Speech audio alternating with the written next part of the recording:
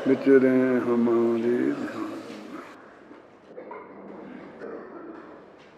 ज्ञान तत्व निज आत्मा सब जग जाननहार।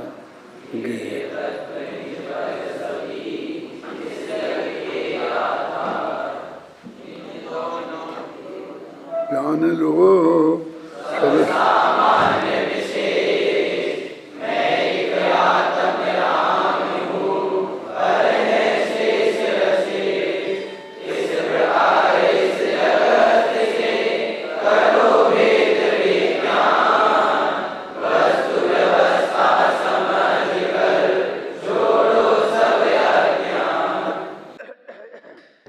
जो ज्ञान तत्व है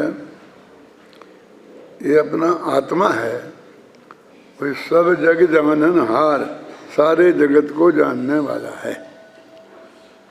सारे जगत को यदि हम दो भागों में बांटें तब ये बात खड़ी होती है कि वो स्व पर।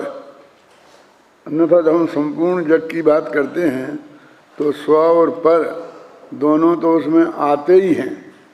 यदि स्व या पर को खोलना हो कि स्व को जानता है पर को नहीं जानता है, कि पर को जानता है स्व को नहीं जानता है, तो हमें भेद करना पड़ेंगे। जब सबको ही जानने वाला है ख्याल में ना, तो फिर भेद करने की ज़रूरत नहीं है। फिर भी चूंकि इस जगत में ऐसा अज्ञान चलता है कि उसका अर्थ स्पष्ट नहीं समझा जाता है, इसलिए सब जग जाननहार यानी वो सारे संपूर्ण जगत को जानने वाला है। और इस बात को अत्यंत स्पष्ट रूप से कही गई है। और ज्ञेय तत्व क्या है? तो इसमें कहा निज पर सभी। ऊपर में स्व पर सभी नहीं कहा, सब जगह वो तो कॉमन है। लेकिन अब अभी ज्ञेय तत्व जो पर पदार्थ हैं वे सौर पर के जो भेद से हैं वे इस जग के आधार हैं। आधार हैं क्या क्या मतलब है? हम जो आधार आधे संबंध समझते हैं कि कटोरे में घी रखा है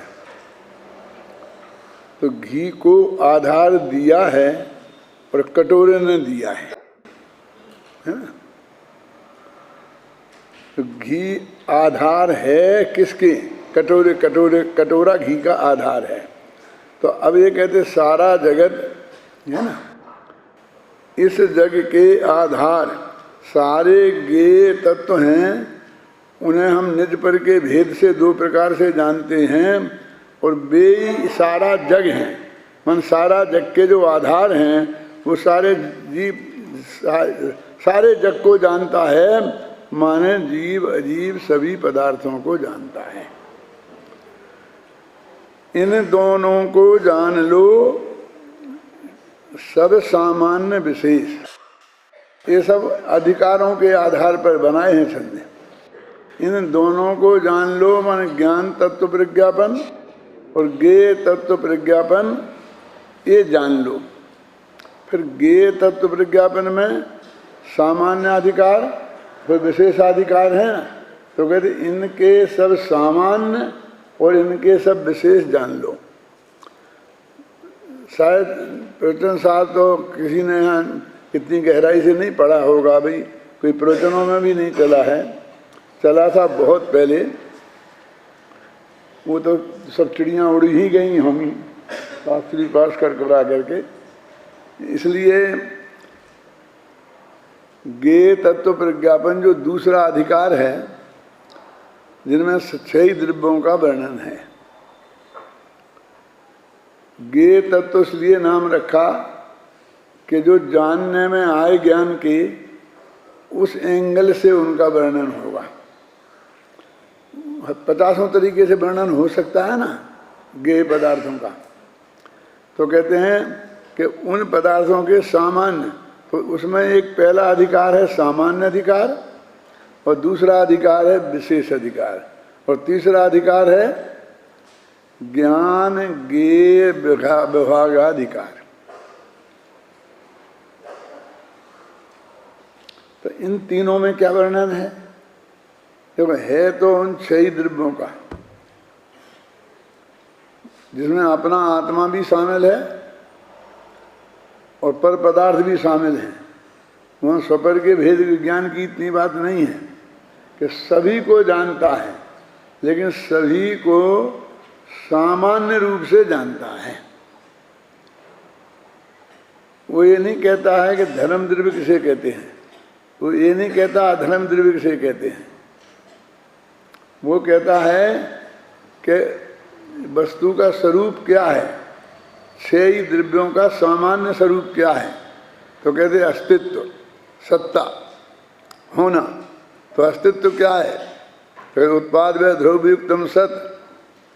तो सत क्या है? सत द्रव्य लक्षणम, माने ये कॉमन बातें हैं। ये सब जो 6 ही के बारे में कॉमन बातें हैं, अथवा इसे कहोगे सामान्य गुण।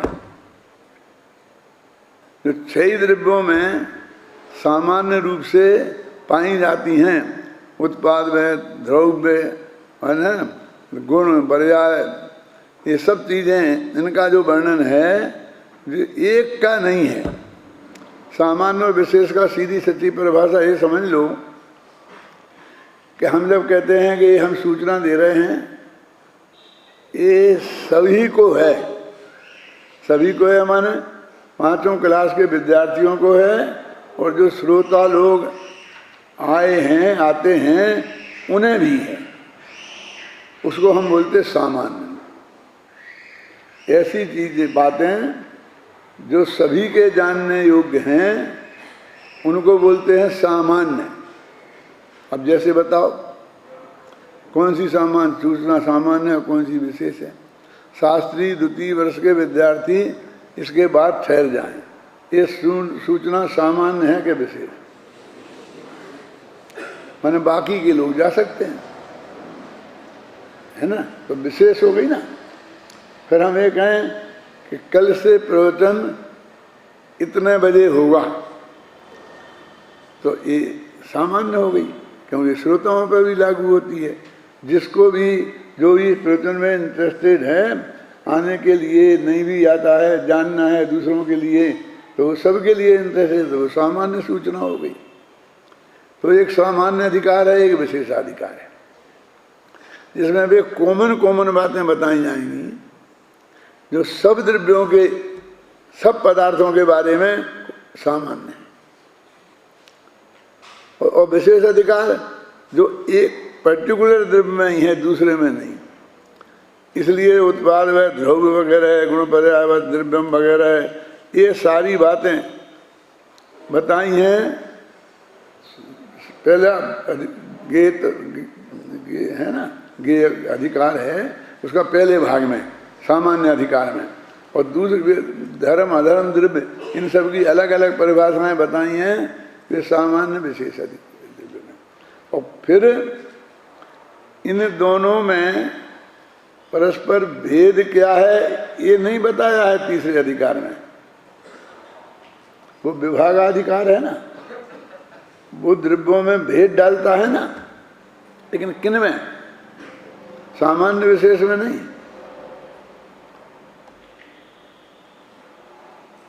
ज्ञेय में और ज्ञान में, यानी वो वास्तव में उपसंहार इन 2 अधिकारों का है। कौन?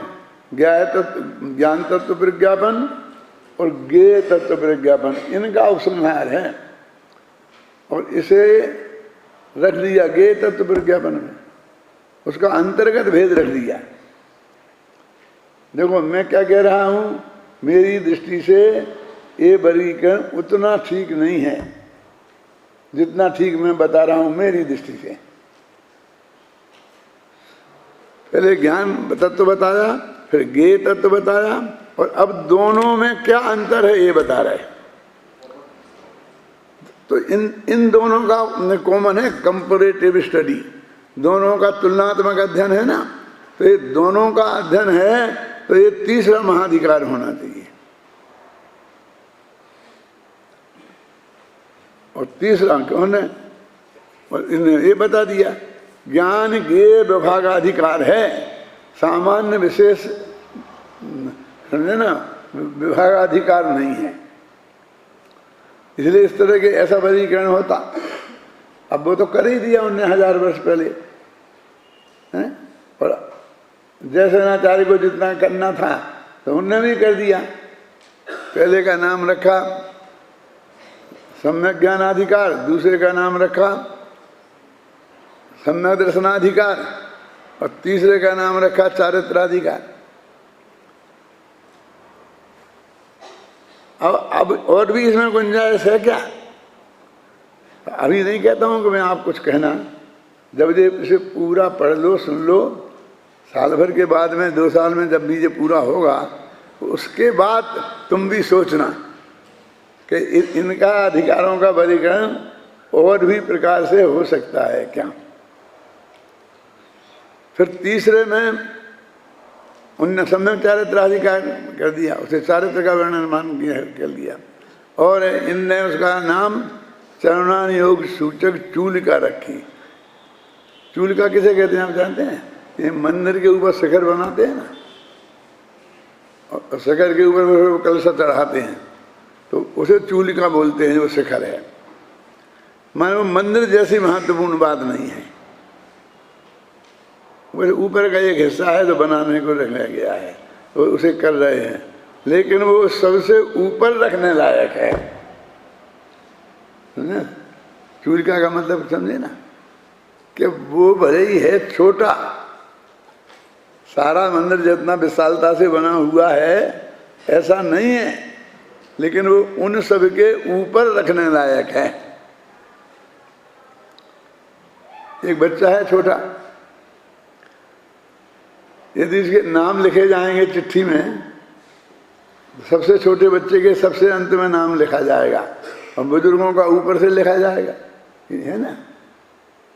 वो रखने लायक तो ऐसा है, लेकिन लेके चलना हो तो वो सबके माथे पे बैठेगा, उसे अपने सिर पे रखना पड़ेगा, कंधे पे रखना पड़ेगा, हैं।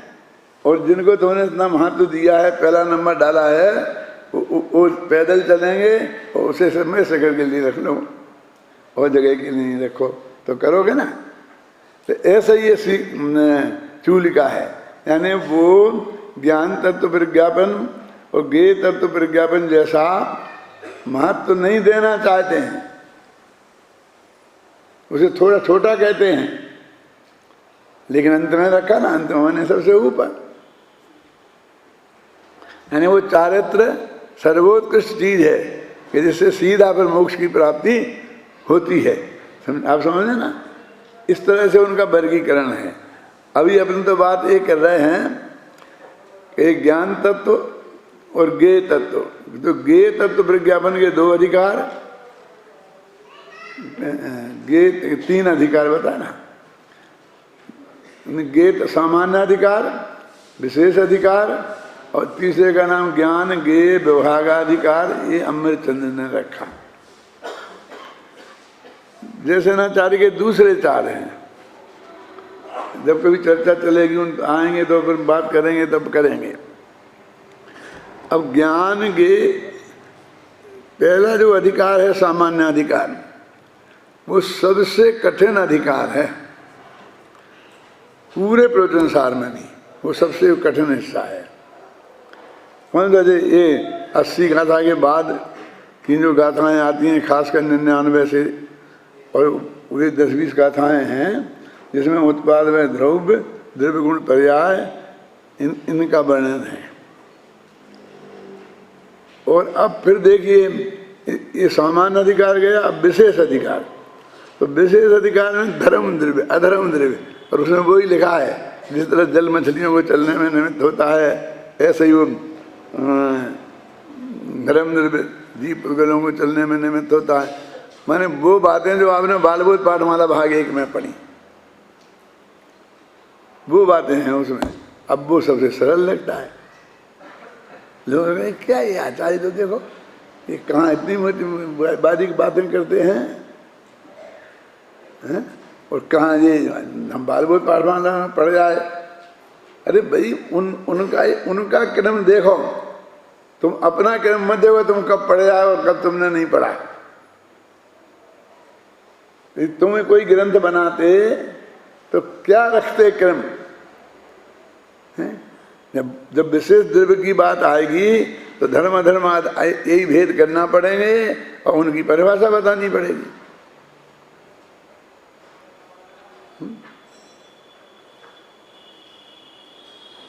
और फिर वो कहते हैं इनमें विभागाधिकार, तो इनमें क्या भेद बताएं, वे तो एक ही हैं।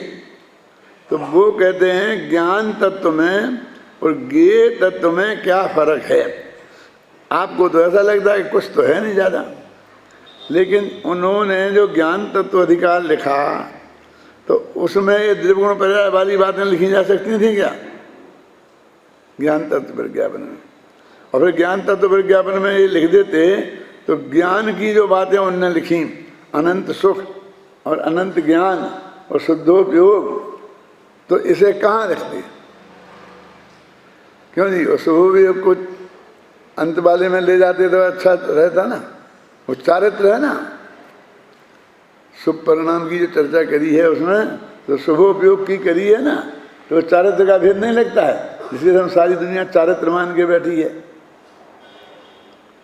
लेकिन नहीं, उनको यहाँ जो संसार में बंधन का कारण है और हे बताने के अर्थ में जिसे आप सबसे टॉप पे रखना चाहते हो महत्व देने के लिए, और उसको भी सबसे नीचे रखना चाहते हैं। यानी इसकी जो क्रमिक विकास है उस पर भी आप अध्ययन करो ध्यान से, तो एक पीएचडी का ग्रंथ बन सकता है और उसमें बहुत गहरे गहरे अर्थ निकाले जा सकते हैं। वे बातें तो आ गई पहली बालबोध पाठमालाओं में, फिर इसमें प्रवचन साहब जैसे महान ग्रंथ में देने की क्या जरूरत थी कि भाई साहब वहीं से तो आई हैं। द्रव्यों के बारे में बताएं, कौन सामान्य स्वरूप उत्पाद व ध्रुव उद्यम शक्ति, ये तो बताएं। और वे द्रव्य कितने हैं, कौन कौन हैं, उनकी परिभाषा क्या है, ये नहीं बताएं। वहाँ हम भी आचार्य मान लेते 2000 वर्ष पहले कि बालबोध पाठमाला भाग पढ़ के आए होंगे। ये बताओ,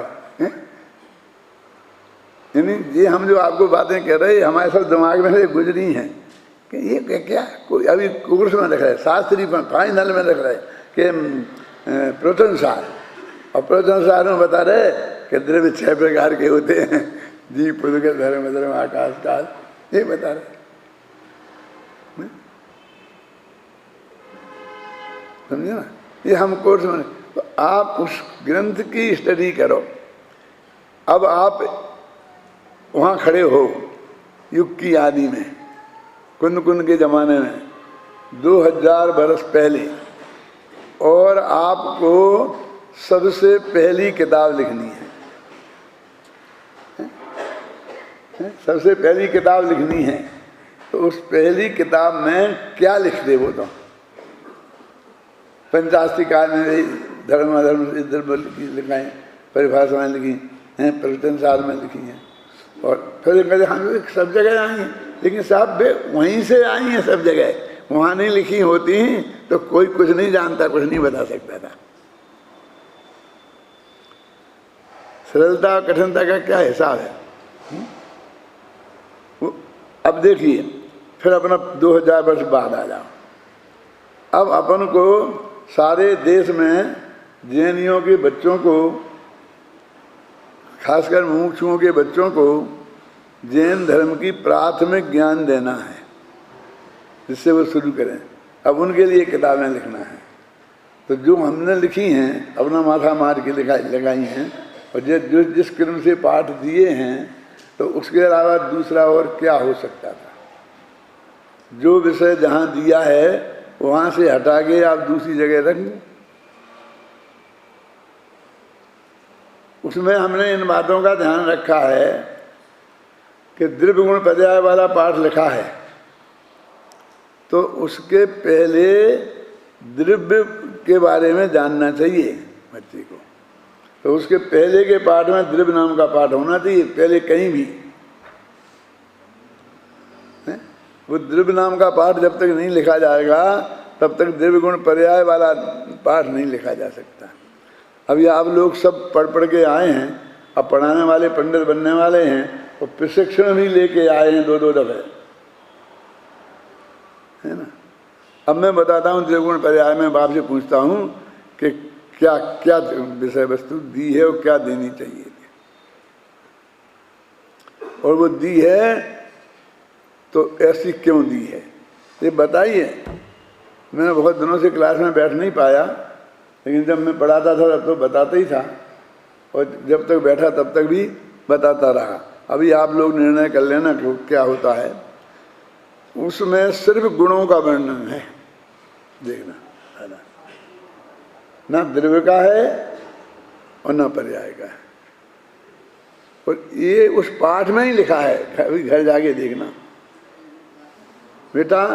6 द्रव्य की बात तो तुम पढ़ के आए हो ना, जानते हैं ना 6 द्रव्य कौन कौन से होते हैं, और उन्होंने बता दिए, वो याद दिला दिए। माने द्रव्य की हम विशेष चर्चा नहीं करेंगे आज, तो अपन को गुणों की बात करनी है, और फिर गुण के सामान्य और विशेष, और फिर सामान्य 6 प्रकार के उनकी परिभाषा है, और पर्याय की फिर कभी, मैंने इसके बाद आगे कभी पाठ आएगा उसमें पर्यायों की बात करेंगे। नाम तीनों के लेने बड़े बराबरी से कि द्रव्य गुण पर्याय। पाठ का नाम क्या रखा? वर्णन सिर्फ गुणों का है। वो बात हमने अध्यापकों को बार बार समझाई है, बताई है, क्या कि ये है। इसलिए इस वक्त इसमें पूर्व ज्ञान में द्रव्य वाला पाठ लो और उसके आधार पर आगे हम पढ़ा। मतलब कहने का मतलब लेखक क्या क्या सोचता है, कहाँ कहाँ से सोचता है, वो हमें सोचना सीखना चाहिए। यदि हम बने तब हम लेखक बनेंगे, नहीं लिख पाए हम कोई महल खड़ा नहीं कर सकते। वो कोई एक भाग का महल खड़ा नहीं किया है, वो 10 किताबों का महल खड़ा किया है, और उसको ये 10वीं किताब में देंगे और ये इसमें देंगे और ये इसमें देंगे। एक साथ 100 सब्जेक्ट बनाए और सब्जेक्ट का क्रम बनाया, फिर कौन कौन भाग में रखा, फिर वो किताब का पहला भाग लिखना शुरू किया। कोई भी कभी भी आ जाती, कोई भी कहीं भी पूछ लेता। और वो 47 साल पहले लिखा, वो आज भी ख्याल में है कि इस तरह से बनाया है, इस तरह से आगे से बढ़ाए हैं, तब जाके करते हैं। यानी ये फालतू की बातें नहीं है, ये तो शास्त्र समझने की असली विधि है, किस स्टाइल से वो लिखा गया है। तो अभी मैंने आपको क्या बताया कि ये प्रवचनसार ग्रंथ कैसे लिखा गया, एक कौन से छंद का अर्थ कर रहे हैं अपन, किसने बताया है ये, बोलो पढ़ो, किस छंद का अर्थ कर रहा हूं? ज्ञान तत्व निज आत्मा सब जग जाननहार। अब ज्ञान तत्व, अब इस दोहा में इस प्रवचनसार ग्रंथ 2 भागों में बांटा गया है। अभी तीसरे की बात ही नहीं करते, क्योंकि उनको बराबरी पे रखा ही नहीं है। अब जब कहेंगे बताएंगे उसे, है ना। ज्ञान तत्व निज आत्मा सब जग जाननहार, और ज्ञेय तत्व निज पर सभी, है ना। इनके भेद हमने निज पर में किया।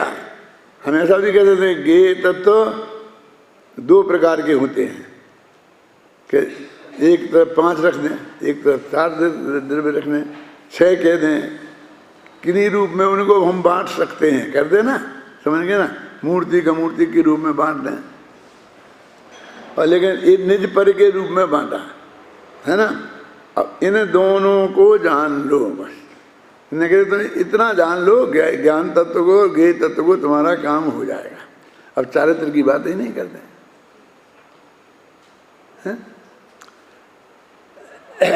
मैं एक, अब इनको जान लो, क्या जान लो कि स्वपर कहा था ना ऊपर सब, कि मैं एक आत्म राम हूं, पर है शेष अशेष।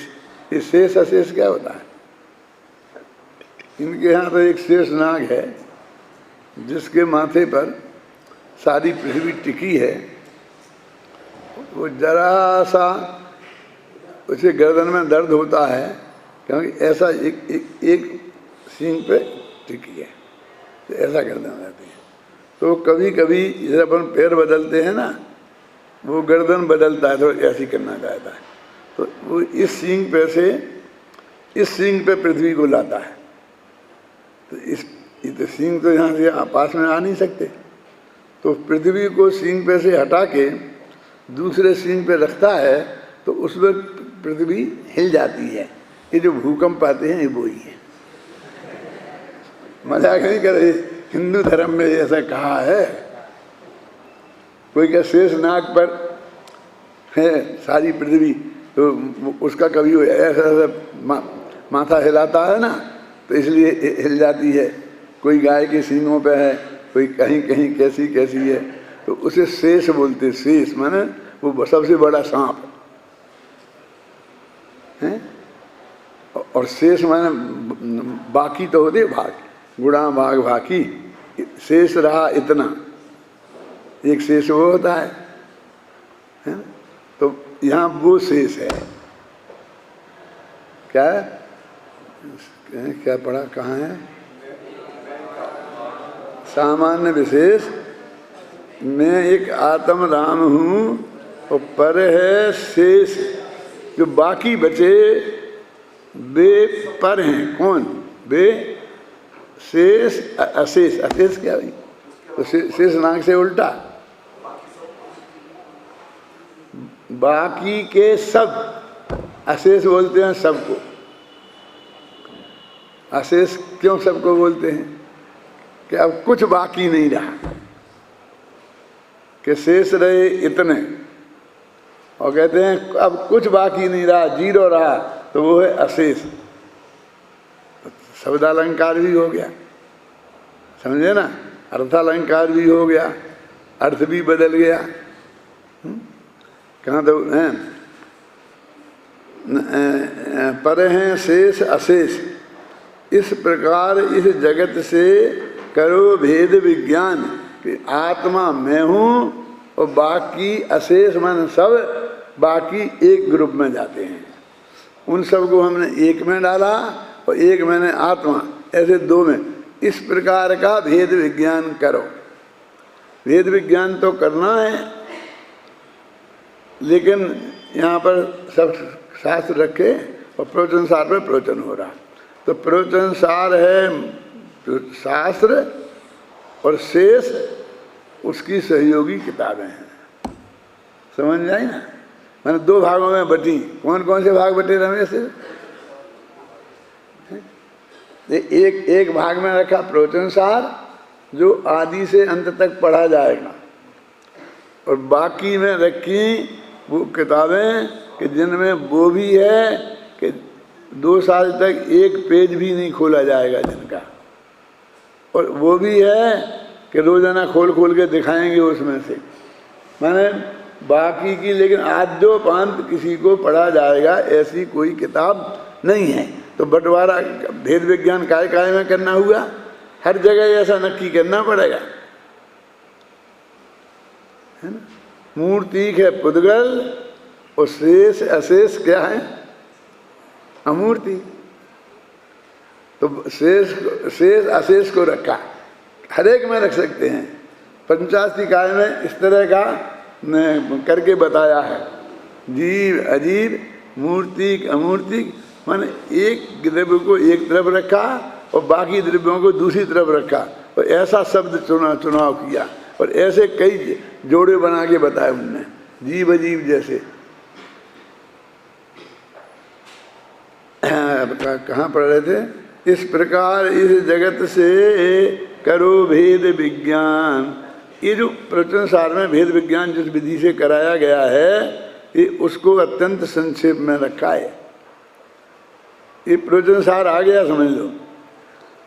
वस्तु व्यवस्था समझकर छोड़ो सब अज्ञान। अब वस्तु की व्यवस्था कैसी है, ये कोई एक चीज का परिचय नहीं दे रहे। जितनी भी जगत की वस्तुएं हैं उनकी व्यवस्था कैसी है, ये सब जीव हैं, पैदा होते हैं, फिर बढ़ते हैं, जवान होते हैं और फिर बुजुर्ग हो जाते हैं और मर जाते हैं। तो सबके जन्म से लेके मरण तक की व्यवस्था कैसी है, वो व्यवस्था समझा रहे हैं हम आपको। ऐसी कहीं नहीं मिलेगी कि पैदा होते ही उसके बाल सफ़ेद थे, हैं, धीरे धीरे काले होते गए हैं, और जब मरने लगा तो एकदम काले हो गए थे। ऐसा है कहीं कि किसी भी प्राणी में? तो बालों की एक व्यवस्था है ना, अशेष द्रव्यों की, मतलब एक दो की नहीं। तो ये सामान्य अधिकार कहलाएगा। ये समझना मैंने हैं कि जो कॉमन चीज़ें हैं जिनको हम बिल्कुल आदमी पे और गधे पे भी लगा सकते हैं, और गधा और घोड़ा पर कहते हैं वो बहुत अच्छा और वो बहुत बुरा, उन दोनों पे भी लगेगी, कोई नहीं छूटेगी। जो कॉमन सामान्य नियम सब पर लगे, समझे ना, वो सामान्य अधिकार है। हाँ, वस्तु व्यवस्था समझकर, ये वस्तु व्यवस्था कौन सी है? सामान्य अधिकार की। कि उनका क्या है वस्तु की व्यवस्था, कि वो तो प्रकृति से ऐसा ही होगा कि अभी अपन को दिनचर्या बनानी है, अथवा कार्यक्रम बनाना है आपकी मीटिंग का, तो क्या करें? 11 बजे भोजन अपन करते हैं ना, तो ऐसा करो 11 बजे को 9 बजे ले आओ। वो भोजन तो 9 बजे लाया जा सकता है 11 बजे से, लेकिन हम 11 बजे को उठा के 9 बजे ले आए, ये हमारे हाथ की बात नहीं है। वो व्यवस्था ऐसी है कि जैसी है वैसी तुम्हें सिर्फ जानना है। वो तुम कब क्या करोगे, आज का कार्यक्रम तुम्हें बनाना है, दोनों में बहुत फर्क है। समझना क्या कह रहे हैं कि व्यवस्था तुम्हें बनाना नहीं है, जो व्यवस्था वस्तु के स्वरूप में बनी हुई है पहले तो उसको जानो कि वो कैसे होगा। क्योंकि ये दो द्रव्य हमें अलग करने नहीं है, दो द्रव्य तो अलग अलग हैं ही। कि कौन कौन से दो द्रव्य अलग अलग हैं? जीव और अजीब। अरे वे तो कहीं भी लागू करोगे, कोई भी दो द्रव्य होंगे, है ना। जीव और अजीब तो अलग होंगे ही, और जीव अलग होंगे कि नहीं? क्या समझ में आया? बोलो, क्या पूछा मैंने? जीव तत्व भी हो सकता है, लेकिन दो जीव है ना, मैं और तुम, ये दो अलग हैं कि नहीं? जैसे पुद्गल और तुम अलग हो, ऐसे ही दो जीव द्रव्य भी अलग हैं, ये कहना चाहता हूँ। हाँ, स्वर पर मैंने ऐसा नहीं है, जीव द्रव्य असंख्यात हैं, मनुष्य जो भी, तो जो भी अनंत हैं जीव द्रव्य, तो वे मनुष्य असंख्यात हैं, तो वे भी आपस में एक दूसरे से भिन्न हैं। सारे देश में झगड़ा होता है, पर जीव से हम जुदे हैं, ये समझाओ तो लोग को मान कह रहे, तुम उसे अजीब कह रहे, तुम उसे अजीब कह रहे, तो क्या कहें? हमारा अजीब वो नहीं है, इसलिए हमारे लिए वो अजीब है। ये सीधा सच्चा सा तर्क वो 6वीं क्लास गुजराती पढ़े आदमी ने निकाला, और ये बड़े बड़े पंडित नहीं मानते। क्यों?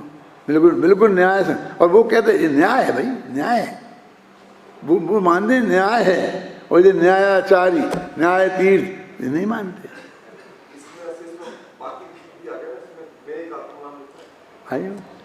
वेदों ये कहते हैं दो द्रव्यों की बात, तो मुझे उसमें भी आ सकते हैं, वो दूसरे एंगल से आएंगे, तीसरी जगह तीसरे एंगल से आएंगे, मुझे कौन रोकेगा? यहाँ तो क्या कहते हैं, देखो इस प्रकार इस जगत से करो भेद विज्ञान, और वस्तु व्यवस्था समझकर छोड़ो सब अज्ञान। माने इस जगत को के सारे द्रव्यों को एक दूसरे से भिन्न जाना जा सकता है, किया जा सकता, माने जाना जा सकता है। भाषा सही जो आएगी लिखी जाएगी, किया जा सकता है कहेंगे, करना मानना नहीं है, सिर्फ जानना है। क्योंकि जानना भी तो एक क्रिया है ना, लेकिन वो कहते हैं यहाँ पर इस दृष्टि से बता रहे, हम यहाँ से बता रहे हैं, यदि पुद्गल से जुदा बता रहे हैं तो हम मूर्ति का मूर्ति का तर्क दे रहे, फिर वहाँ चेतन उपयोग का तर्क नहीं देंगे। और जबकि दो दो द्रव्य हैं, हम और तुम दोनों चेतन हैं, तो इसमें जुदा कैसे जान करेंगे। तो आखिर यही कहना पड़ेगा जो गुरुदेव ने कहा कि तुम्हारा चेतन अलग है और हमारा चेतन अलग है। तुम्हारा चेतन तुम में है और हमारा चेतन हम में है। तो चेतन अलग अलग हो गए ना, चेतन एक का हो गए। अब ये चेतन अलग अलग है, भाषा ही नहीं आती किसी को। गांव गांव में झगड़ा हुए, गांव गांव में शिकायत मिलती है कि साहब वो आपके पुराने पंडित जी आए थे, खासकर पंडित कैलाशचंद जी बुलंदशहर वालों की, ये अपने उज्ज्वला बहन की, साहब सातवां द्रव्य कह रहे थे, ये ऐसा कह रहे थे, ऐसा कह, अजमेर से सबसे ज़्यादा शिकायतें आई।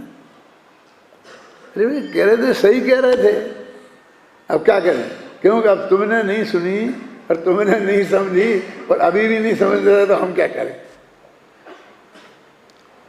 अब वो जिस अपेक्षा कह रहे थे वो अपेक्षा उनने भी बताई होगी और हम भी बता रहे, लेकिन तुम्हें वो सुनना ही नहीं है। तुम्हें क्या सुनना है जानते हो? हम जानते हैं। तुम हमारे पास शिकायत लेके आए हो तो तुम्हें ये सुनना है कि वो क्या समझे। ये कुछ नहीं समझते, मैं कह रहा हूं तुम कह रहे हो वो ठीक है, ये सुनने आए वो उनकी समझ में नहीं आई, इसलिए हम उन्हें समझा दें, अथवा उन पर भरोसा नहीं हुआ और हम पर भरोसा है तो हम बता दें, इसके लिए नहीं आए। इसलिए वो कभी संतुष्ट होकर नहीं जाएगा हमसे, वो 100 जगह शिकायत करेगा। जब तक कोई आदमी, 2-4 आदमी ऐसा ना कहते कि हाँ शाहबाज तुम बहुत अच्छा, तुमने इतने बड़े पंडित की गलती पकड़ ली और कोई ने नहीं पकड़ पाई और 100 आदमी ने नहीं पकड़ पाई, तुमने पकड़ ली। जब कोई ऐसा कहेगा तब उन्हें संतोष होगा। ये स्थिति ये है। तुम क्या सुनने आए हो वो हमें मालूम है, लेकिन हम जो सुना रहे हैं वो सुनो, वो सुनना हो, तुम्हें भरोसा हो सत्य बात पे तो भर जाओ, नहीं तो भाई साहब हमको हमारे विद्यार्थियों को पढ़ाने दो। हमें जगह को कहें कि हमें शांति लेने दो, कोई नहीं पढ़ाने में शांति थोड़ी मिलती है। हमें है और काम जो बिल्कुल हाँ साहब जो आप कह रहे हो वो सही है ऐसी कहकर सुनने वाले हैं, तब तक ये गला पकड़ने वालों को हम क्यों बात करें, इनसे हमें क्यों फुर्सत हो।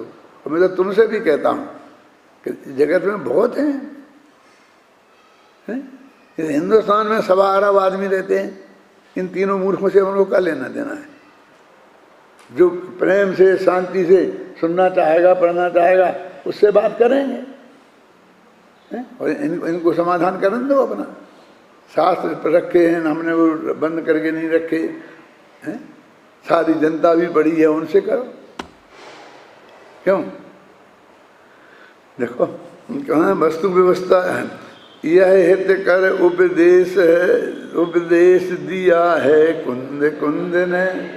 देखो कितना आदेश दिया है कुंद कुंद ने, जो पालेगा इसे वही पालेगा निज को, पार करेगा वही भयंकर भवसागर को। यह हितकर उपदेश दिया है कुंद कुंद ने। कुंद कुंद ने इस प्रवचन सार में ये उपदेश दिया, ये विषय वस्तु बताई हमने ऊपर कुंद कुंद की। पहले देवसार गुरु को नमस्कार किया पंचपरमेश्वरी को, फिर ये प्रवचन सार नामक ग्रंथ में क्या है वो बताया और विषय वस्तु का संक्षेप में विस्तार बताया। इस तरह हम आगे बढ़ेंगे। और अब ये कह रहे हैं कि इस प्रवचन सार नामक ग्रंथ में ये हित भव्य जीवों के हित करने वाला उपदेश दिया है, भव्य जीवों को करने वाला उपदेश दिया है। उपदेश दिया है माने श्रोताओं को समझाया है। और फिर दूसरा यह हितकर आदेश दिया है कुंद कुंद ने, और ये अपने शिष्यों को भी दिया, क्योंकि शिष्यों को ही आदेश दे सकते हैं, जनता को उपदेश दे सकते हैं, आदेश नहीं।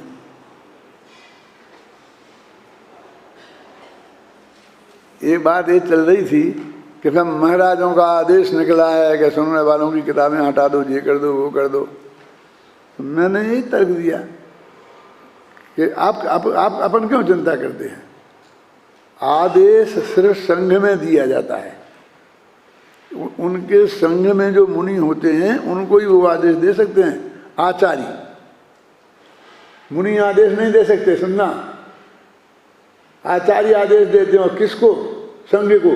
जिस कॉलेज का मैं प्रिंसिपल हूँ उसमें ऑर्डर दूंगा कि मैं चार जगह बाजार में खड़े होकर आदेश दे दूंगा? सोचो आप, आदेश दिया जाता है शिष्यों को जिनको पढ़ा रहे हों आप, जो नियमित रूप से आपके पास पढ़ के आ रहे हों, और उपदेश दिया जाता है अरे गहरे नथु कह रहा हूँ, जो आ जाए सुन जाए, हमें क्या। फिर हम उनको ये ध्यान नहीं रखते कि इनके स्टैंडर्ड के हिसाब से है कि कम है कि ज़्यादा है। अब कई स्टैंडर्ड के बैठे हैं,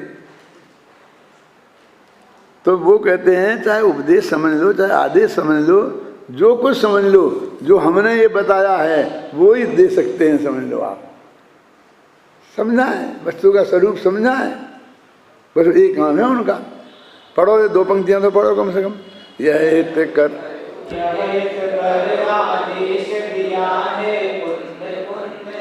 ये पहले ऊपर की पंक्ति बोलो।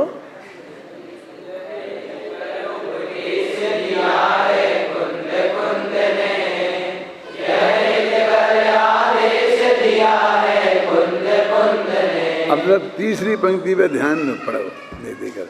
हाँ, जो पालेगा इसे वही पालेगा निज को, क्या समझ में है? करेगा वही भयंकर भवसागर को। जो पालेगा वह पालेगा, जो पालेगा वो पालेगा, नहीं पालेगा नहीं पालेगा। क्यों आया समझ में? एक शब्द को तोड़कर 2 बनाए हैं।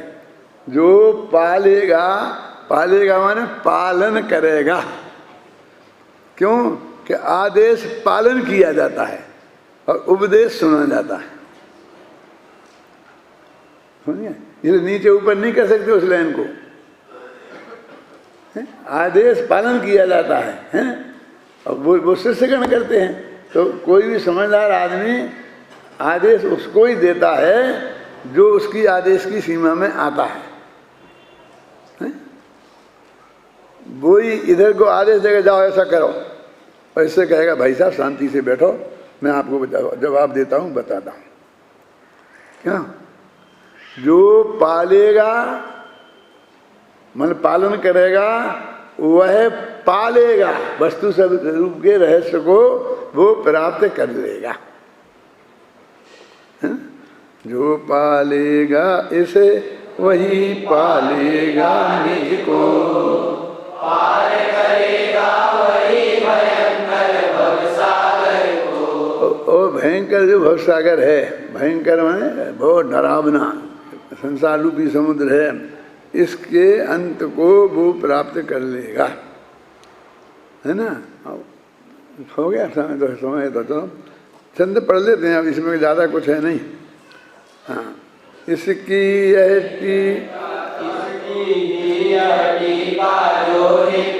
भाषा में तत्व प्रबोधिनी लिखी गई है मेरे द्वारा, इसमें मेरा नहीं रंच भी निश्चित जानो, कुंद कुंद का माल पूर्णता इसमें मानो। नहीं तो बहुत सरल है ना, इसमें तो कोई समझाने लायक कुछ है नहीं ना, है ना। ये सब कुंद कुंद का माल है, मैंने तो उसी को खोल दिया है, उसको उसमें से ज़्यादा कुछ किया नहीं है। और कुंद कुंद के आलोड़न से साम्य भावना, गहराई से रहे नित्य मेरे जीवन में, यही भावना मुख्य परंतु जिन प्रवचन है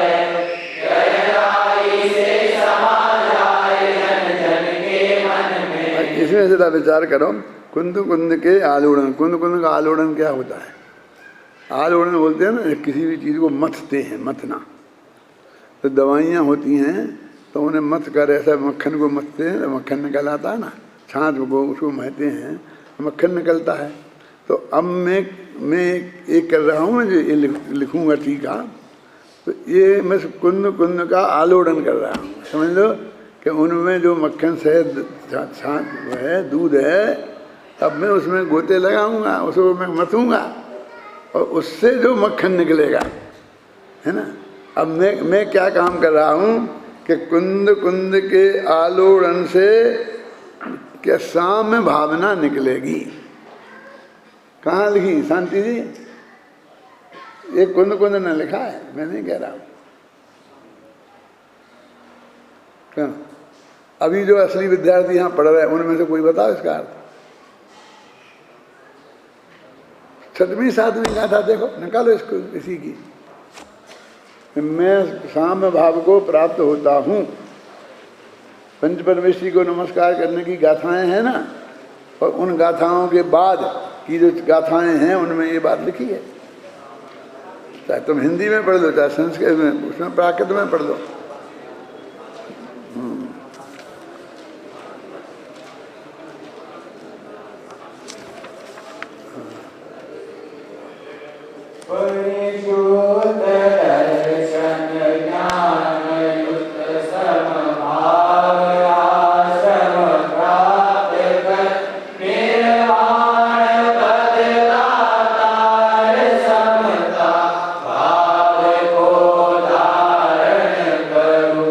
क्या है देखो, कहते हैं मैं इससे समता भाव को धारण करूंगा।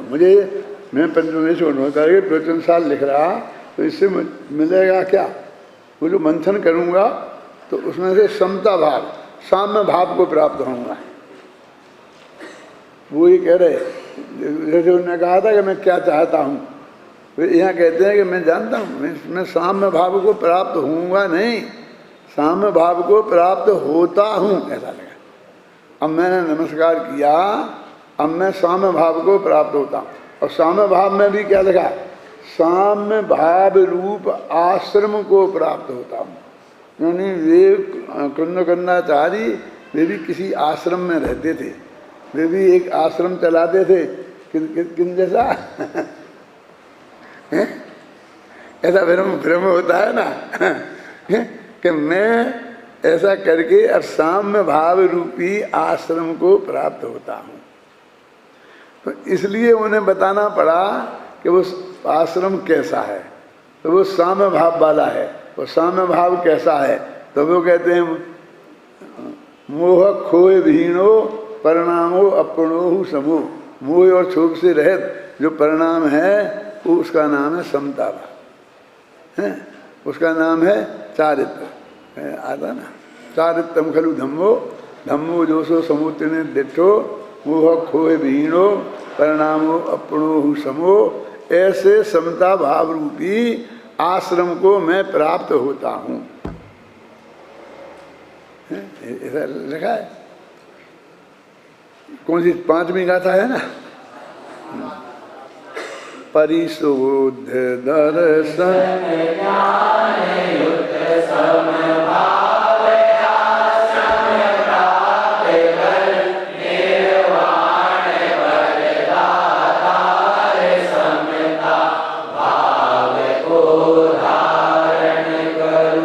परिशुद्ध माने सम्यक दर्शन, सम्यक दर्शन, सम्यक ज्ञान सहित, युक्त लिखा ना, युक्त लिखा ना, सम्यक दर्शन और सम्यक ज्ञान सहित संभाव माने चारित्र।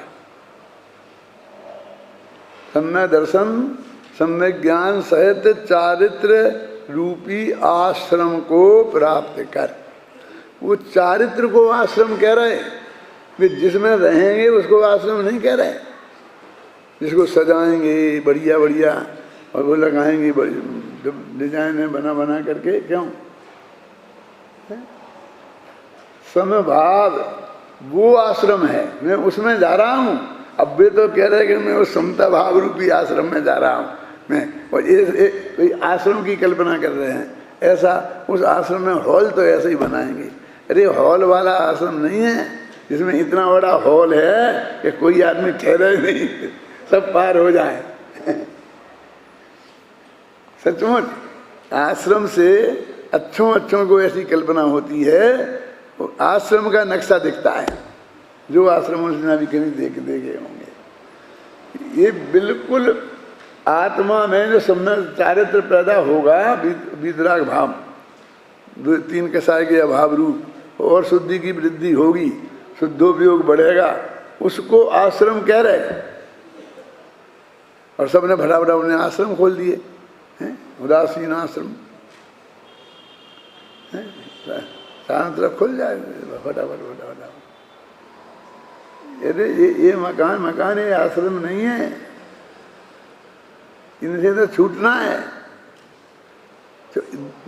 2 कमरे की कोठरी आजकल तो एक ही की रह गई, उसे छोड़ के और ये 100 200 कमरों के राजमहल खड़े कर लिए है ना, और वो कहता है मैंने घर छोड़ दिया।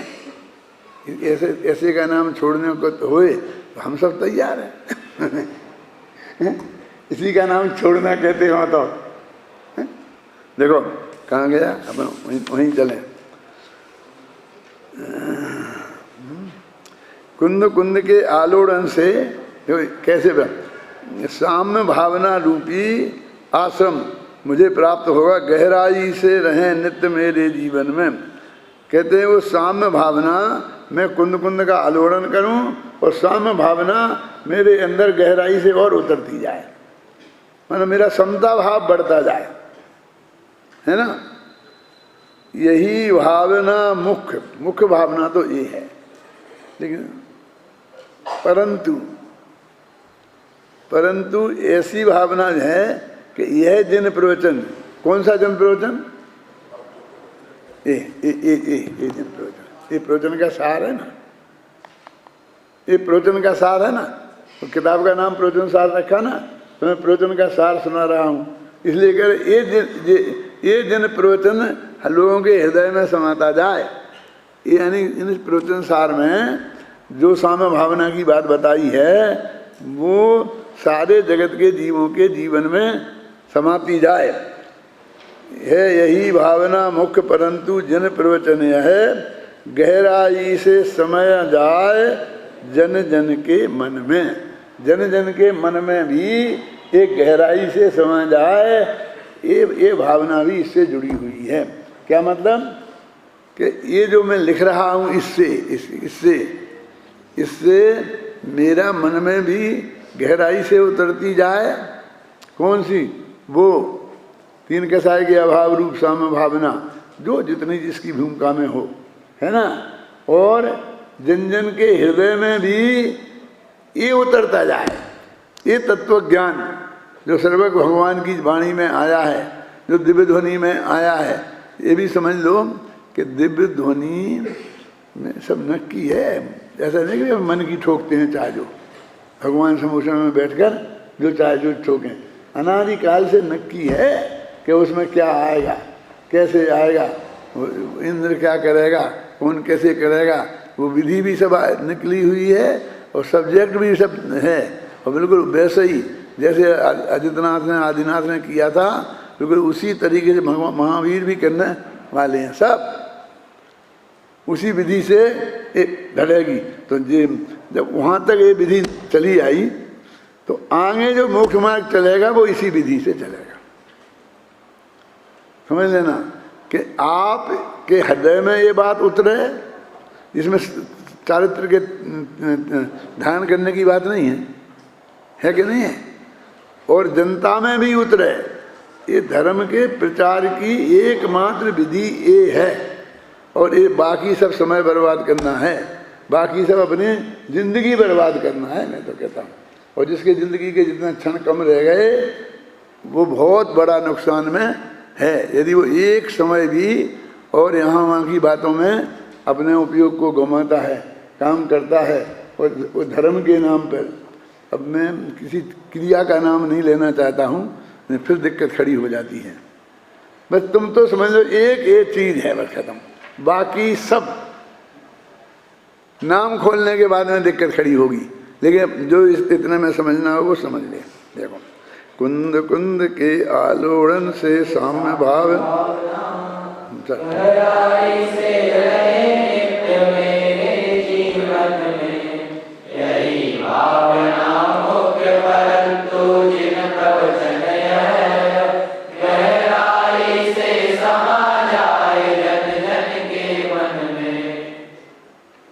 हो गया।